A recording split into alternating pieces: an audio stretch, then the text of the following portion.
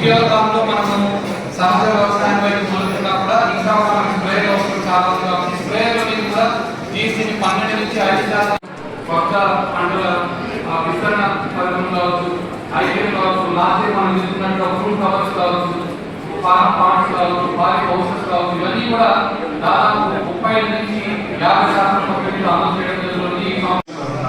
అయితే ఇందులో రైతు వాటా కట్టే అమౌంట్లో జిఎస్టీ కూడా కట్టుకుంటుంది.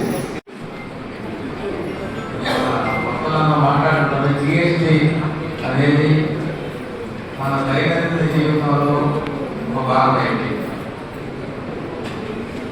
ట్రేడర్స్ కానీ, బిజినెస్ పీపుల్ కానీ, అగ్రికల్చర్ ఎక్విప్మెంట్స్ కానీ, తర్వాత వెహికల్స్లో కానీ, లేకపోతే మనం డే టు డే కన్స్యూమ్ చేసే వస్తువులన్నింటిపై కూడా జిఎస్టీ అనేది ఒక భాగం అయిపోయింది. అందరూ తెలుసు జిఎస్టీ అంటే గూడ్స్ అండ్ సర్వీసెస్ ట్యాక్స్. మన సేల్స్ ట్యాక్స్ని, సర్వీస్ ట్యాక్స్ని రెడ్యూస్ చేశారు. అయితే గత 1 yearగా అది 2018లో వస్తున్నట్టు అప్పటి నుంచి కూడా జిఎస్టీ యాక్ట్ కన్సాలిడేట్ అవుతుంది. ఏదైనా ఒక చట్టం వచ్చిన తర్వాత కన్సాలిడేట్ అవ్వాలి, దాన్ని ఇంప్లిమెంట్ అవ్వాలి. ఆచరణలోకి వచ్చిన తర్వాత దాని మీద వచ్చిన సమస్యలకి ప్రభుత్వానికి ఒక వ్యూ ఉంటుంది, మన ప్రజలకు ఒక వ్యూ ఉంటుంది. ఈ ప్రజలకు ఉన్న వ్యూలో మనం ప్రభుత్వం చెప్పిన నచ్చకపోతే మనం అప్పీల్ చేద్దాం. దానికి జిఎస్టీ ట్రిబ్యునల్ అంటాం, జిఎస్టీ కోర్టులు ఉంటాయి. వాటిలో ఇంకా ఫైనలైజేషన్ రాలేదు. ఒక నిర్ణయంలో దానికి ఏదన్నా ఒక డిస్ప్యూట్ వచ్చి అప్పీల్ చేయాలంటే ఇంతవరకు మనకి ఫైనలైజేషన్ రాలేదు. ఈ లోపు ఆ ఫైనలైజేషన్ వచ్చిన తర్వాత ఆ చట్టం కన్సల్టేట్ అవుతుంది. అవన్నీ పెండింగ్ దశలో ఉన్నాయి. చాలా సిస్టమ్ ఇష్యూస్ వచ్చి అయిపోయినాయి, కానీ పెద్ద ఇష్యూస్ అన్ని అన్సెటిల్ రిమైన్ అన్సెటిల్ ఉన్నాయి. అయితే ఈ లోపు ఈ రేట్లు రకరకాలుగా ఉన్నాయి. 4-5 స్లాబ్స్, 6 స్లాబ్స్ కూడా ఉన్నాయి. దీన్ని రేషనలైజ్ చేసుకున్నాము. చాలా మంది ట్రేడర్స్ నుంచి, చాలా మంది చార్టెడ్ అకౌంటెంట్స్ నుంచి, క్లాస్ అకౌంటెంట్స్ నుంచి, ప్రొఫెషనల్స్ నుంచి, అడ్వకేట్స్ నుంచి, వ్యాపారస్తుల నుంచి, వీళ్ళందరి నుంచి డిమాండ్ చేస్తుంది గవర్నమెంట్కి. ఇది స్లాబ్ మాకు కష్టం అవుతుంది. ప్రతి 2 నెలలకి రిటర్న్ పై చేసేటువంటి అనుభవం తెలుసుంటుంది. ప్రతి నెల డబ్బులు కట్టాలి, ప్రతి 3 నెలలు రిటర్న్ పై చేయాలి, అదంతా ఆన్లైన్ చేయాలి. 10 సంవత్సరాలకు ఒక యాన్యువల్ రిటర్న్ పై చేయాలి. ఫామ్ 9, ఫామ్ 7 ఇట్లా ఉంటాయి. సో ఇదంతా కాంప్లికేట్ అయిపోయి సామాన్య ప్రజలకు అందుబాటులో లేని పరిస్థితి తీసుకొచ్చారు. మన కంప్లైంట్స్ డబ్బులు ఖర్చులో కూడా ఆన్లైన్ అయిపోయింది. మనం ఏదో బ్యాంకులో కట్టేస్తాం, ఎలా తీసుకుందనే పరిస్థితి కాకుండా ఇట్లాంటి పరిస్థితుల్లో సెంట్రల్ గవర్నమెంట్ జిఎస్టీ కౌన్సిల్ ఏర్పాటు చేసి రేషనలైజేషన్ ఆఫ్ జిఎస్టీ చేశారు. దానివల్ల ఏమవుతుందంటే 2 స్లాబ్లు పడుతుంది.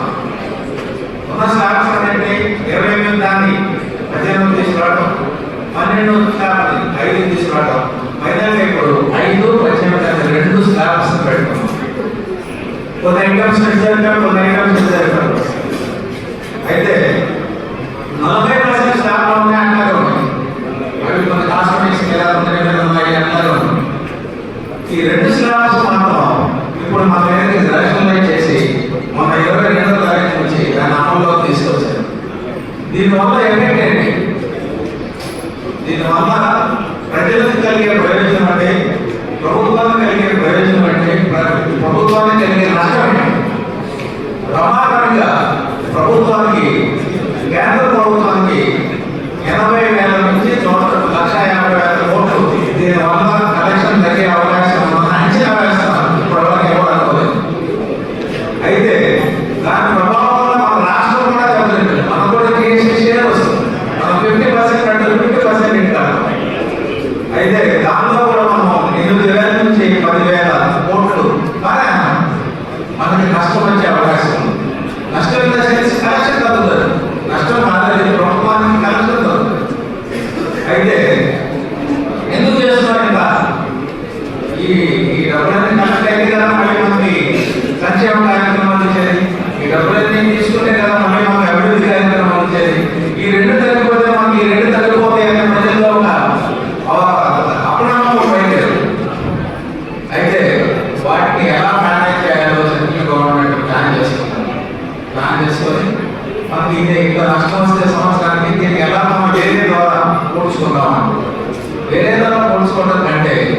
ప్రభుత్వం యొక్క ఉద్దేశం ఏంటంటే రేట్లు ఎప్పుడైతే తగ్గాయో వినియోగం పెరుగుతుందని వాళ్ళ ఉద్దేశం. ఒక కారు కానీ ఒక ఇది కానీ ఒక మిడిల్ క్లాస్ వాళ్ళు కొనడం వరకే ఆగిపోయింది. ఇప్పుడు అందరూ కొంటారు. నెలలో 10 వెహికల్స్ 20 వెహికల్స్ కొనకపోతాయని ప్రభుత్వం ఎస్టిమేట్ చేస్తుంది. సో అందుకని వినియోగం పెరిగిపోయింది. Consumption has increased. దాని మీద మనం ఎస్టిమేట్ చేస్తాం. సో కన్సంప్షన్ మీద ఆడుకుంటాం. ఇంకేదైనా లాస్ట్ సబ్స్టిట్యూట్ చేసుకోవడానికి ఇతర రంగాల నుంచి తీసుకోవడానికి ప్రయత్నం చేస్తారు. దానివల్ల ఏదైతే మనం ప్రభుత్వం పోగొట్టుకున్నదో ప్రభుత్వం ఖచ్చితంగా ప్రయత్నం చేసి ఈ సంక్షేమ కార్యక్రమాలు కానీ అభివృద్ధి కార్యక్రమాలు కానీ ఎక్కడా లోపం రాకుండా చూడడానికి ప్రయత్నం చేస్తారు. ఈరోజు మన ఎంపీ గారు కూడా ఇక్కడ మీతో కలుసుకున్నది కూడా మాకు చాలా సంతోషంగా ఉంది. అదేవిధంగా ఈ జిఎస్టీ గురించి చెప్పాలంటే ప్రతి ఒక్క వస్తువు సాంబార్లు బియ్యము ఇది పప్పు ఇతర కూరగాయలు ఏదైనా తీసుకోవాలంటే కూడా నెలకు 10,000 ఇస్తే 8 మందిలో జిఎస్టీ వస్తుంది. ముందుగా రైతాంగం పేదవాళ్ళకే మన ప్రభుత్వం ఇది ఎటువంటి ఇది మనకు ఈ పథకాలు పెడుతున్నారు. చెప్పాలంటే బస్సు కూడా మనకు పేదవాళ్ళకే ఇస్తున్నారు. పిచ్చులు పేదవాళ్ళకే ఇస్తున్నారు. జిఎస్టీ కూడా పేదవాళ్ళకే. అట్లా మన పేదవాళ్ళు మనం పోయి తీయాలంటే జిఎస్టీ ఉంది వెనక్కి పడిపోతాము. అందమైన వస్తువులు తీసుకురావాలని కూడా మన వల్ల ఉంది. అందువల్ల మీరు అందరూ ఉపయోగించుకొని మీ ఇంటికి కావాల్సిన వస్తువులు తీసుకోవాలని కోరుకుంటున్నాను. అదేవిధంగా ఒక ఇల్లు కట్టుకుంటే మా ఇంటికి మనకు మంచి కారు ఉండాలి, లేకపోతే స్కూటీ ఉండాలి, బుల్లెట్ బండి ఉండాలి, ట్యాంక్ ఉండాలి. మన రైతులు మన భూమికి ఏం అవసరమో ఆ వస్తువు అంతా ఉండాలని కూడా మన ప్రతి ఒక్క రైతాంగంలో కూడా నేను ఆశ ఉండొచ్చు. ఈ ఆశను మన చంద్రబాబు నాయుడు గారు మన మోడీ గారు ఈ ఆశ నెరవేరుస్తున్నారు. అందరూ ప్రతి ఒక్కరు మీరు ఉపయోగించుకోవాలని కోరుకుంటున్నాను. జై హింద్, జై హింద్. So super GST, super savings. ఏనాడైతే మోదీ గారు, చంద్రబాబు నాయుడు గారు, జనసేన పార్టీ ఒకటైందో ఆ రోజు ఆంధ్ర రాష్ట్రానికి అన్ని సవాళ్ళు. అధికారంలోకి వచ్చిన పైన కింద పైన మోదీ గారు వచ్చారు, ఇక్కడ చంద్రబాబు నాయుడు గారు కూడా ప్రభుత్వం వచ్చింది. సో వచ్చిన రోజు నుండి నాయకులకి ఏ విధంగా ప్రజలకనే ఉండాలి. గత ప్రభుత్వం నాయకులకి ఏం ఎత్తుకోపోదామా అని ఉంటారు. గడప పంపించి అన్ని తెలుసుకున్నాడు ఏమేమి ఉంటాయో వాళ్ళలో. మళ్ళీ అధికారం వస్తాన్ని కొట్టుకోబడుతున్నారు. మనలో హుషారు అయిపోయినారు. మరి ముఖ్యంగా రైతులైతే మా పొలాలు అక్కడికి రావద్దండి, ఆ రాళ్ళు కూడా ఫోటో వేసినట్టు బాగుంది చెప్పాడు అమ్మేస్తారు అని రైతుల ముందు హుషారు పడిపోయినారు. సో రైతులు కూడా మీ ఆశీస్సులతో ప్రభుత్వం గెలిచి ఇప్పుడు మీకు అన్ని రకాలుగా అంటే ఇప్పుడు దాకా చెప్పిన జిఎస్టీ గురించి ఏమేమి లాభాలని. సో మళ్ళీ కొత్తగా నేను చెప్పేది ఏముండదు. సో ట్రాక్టర్ కొన్నా, టైర్లు కొన్నా, వాటికి సంబంధించిన వ్యవసాయ పనిముట్లు ఏవి కొనుక్కున్నా కూడా 7% రైతులకి లాభం ఉండే విధంగా ఈ కూటమి ప్రభుత్వం నిర్ణయం తీసుకుంది. కాబట్టి రైతులు పెద్ద ఎత్తున కూటమి ప్రభుత్వానికి ఒక లక్ష కోట్లు వినిపించే విధంగా. అలాగే మహిళలకి కూడా సూపర్ మార్కెట్ సంబంధించిన వస్తువులు, గ్రైండర్, ఫ్రిడ్జ్, టీవీ అన్నింటిలో కూడా నేను జిఎస్టీ చాలా బాగా తగ్గింది. కాబట్టి మహిళలు కూడా పెద్ద సంఖ్యలో ఆనందాన్ని వ్యక్తం చేశారు. సో 15 రోజులు చిత్తూరు జిల్లా మొత్తం రాష్ట్ర వ్యాప్తంగా ఒక ప్రోగ్రామ్ ఇచ్చారు జిఎస్టీ పైన. మా ముఖ్యమంత్రి గారు ప్రతి ఇంటికి చెప్పి సో చెప్పేది వల్ల అందరికీ తెలిసిపోయింది. ప్రతి ఒక్కరు టీవీలో చూస్తూనే ఉన్నాం. అన్నింటిపైన తగ్గించి సో ఇది ఒక మంచి శుభ పరిణామంగా భావిస్తూ థ్యాంక్స్ ఫర్ మోదీ గారు అండ్ చంద్రబాబు నాయుడు గారు. All the best. ఈరోజు రాష్ట్ర వ్యాప్తంగా జిఎస్టీ తగ్గింపు మీద మనందరం అవగాహన కల్పించాలి. ప్రజల్లో ఈ జిఎస్టీ మీద అవగాహనతో పాటుగా ఈ జిఎస్టీ వల్ల కలిగే ప్రయోజనాలతో మన యొక్క కొనుగోలు శక్తి ఏ విధంగా పెరుగుతుందన్నటువంటి విషయాన్ని కూడా తెలియజెప్పడం వల్ల కేంద్ర ప్రభుత్వం కానీ రాష్ట్ర ప్రభుత్వం కానీ సామాన్య మధ్యతరగతి ప్రజల పట్ల, రైతాంగం పట్ల ఎంత బాధ్యతతో ఉంది అని తెలియజెప్పడం కోసమే ఈ సదస్సు నిర్వహించడం జరిగింది.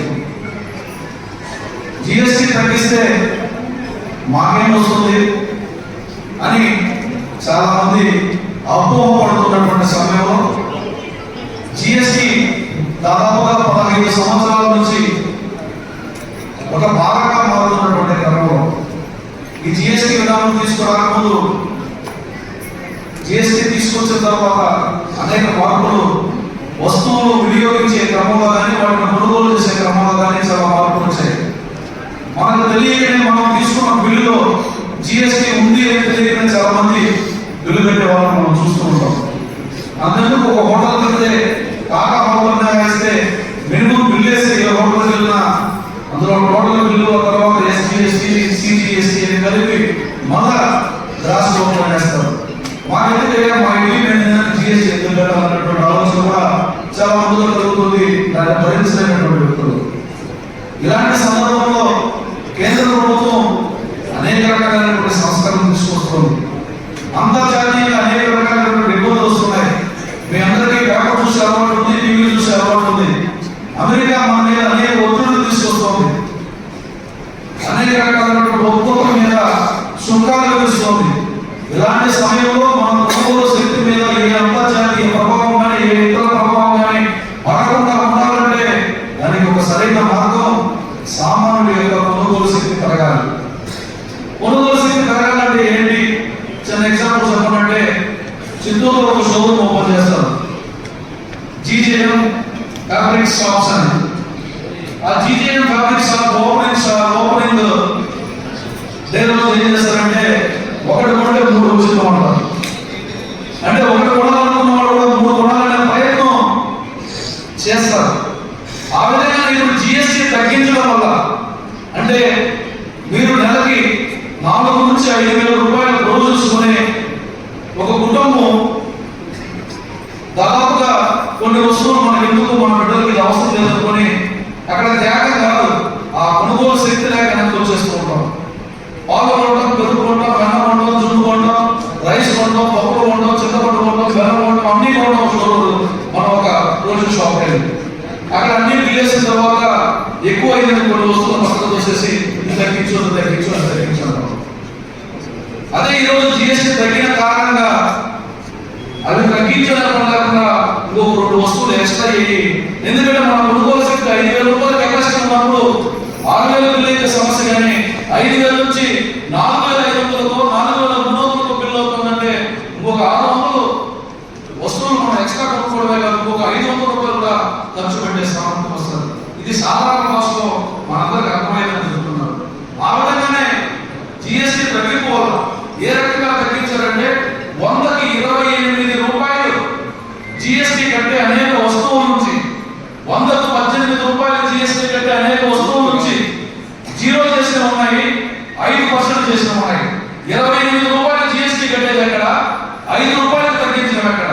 18 రూపాయలు జిఎస్టీ కట్టేది ఎక్కడ? దాన్ని 5 రూపాయలకు తగ్గించడం ఎక్కడ? 18 రూపాయలు జిఎస్టీని 0 చేయడం ఎక్కడ? 5 రూపాయలు కట్టే జిఎస్టీని 0 చేయడం ఎక్కడ? అంటే ఇవన్నీ కూడా మన కొనుగోలు శక్తిని పెంచుతాయి. మన కొనుగోలు శక్తిని పెంచడం అంటే ఒక ఉత్పత్తిదారుడు మనలో ఉన్నటువంటి వాళ్ళకి ఆ ప్రయోజనం అంతా కూడా వస్తుంది. దానివల్ల మన ఆర్థిక సామర్థ్యం పెరుగుతుందన్నటువంటి సూక్ష్మమైనటువంటి ఆలోచన ఈ జిఎస్టీ విధానంలో ఉంది. ఈ జిఎస్టీ తగ్గించడంలో కేంద్ర రాష్ట్ర ప్రభుత్వాలు ఇంత సూక్ష్మమైనటువంటి ఆలోచన చేశాయి. అందుకే గౌరవ నారా చంద్రబాబు నాయుడు గారు పదే ఎమ్మెల్యేలకి, అధికారులకి, ప్రజాప్రతినిధుల్లో, గ్రామ పార్టీలో ఉన్నటువంటి నాయకులు అందరినీ కూడా గ్రామానికి వెళ్ళండి, ప్రజలకి ఇన్ని రకాలైనటువంటి ప్రయోజనాలు కల్పించే జిఎస్టీ విధానాన్ని మనం తీసుకొచ్చాము. ఇది ప్రజల పట్ల మనకు ఉన్నటువంటి బాధ్యత. ఈ ప్రభుత్వం ఉన్నప్పుడు ఇది మంచి ప్రభుత్వం కాబట్టి ఇలాంటి ప్రయత్నాలు చేస్తున్నామని చెప్పడం కోసం మీకు ఈ సభ నిర్వహించడం జరిగింది. Okay sir.